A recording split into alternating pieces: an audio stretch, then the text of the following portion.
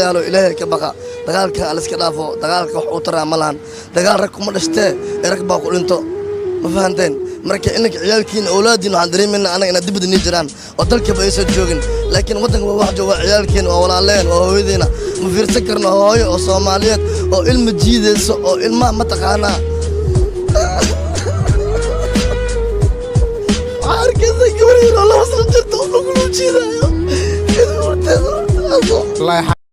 igada hay diibin adeer qorayga hay diibin waa aniga kan dhimanaya waa aniga kan dhiig baxaya adna dhaawac yeelkeede xataa dhidid ma ka hooro waa adiga kan dheefsanaya waa adiga kan dhuranaya adna dharagti yeelkeede xataa dhuntay ma qoysid igada hay diibin adeer qorayga hay diibin dhamacdiyo kulaylaha xun markay xabadu dhowkaanto waxa tahay kan dhoofaya dhalankii sararanaya dhul shisheeye geysaya aniguna dhibtiyo hawsha qaxa dhabarka saaraya hooyadiisu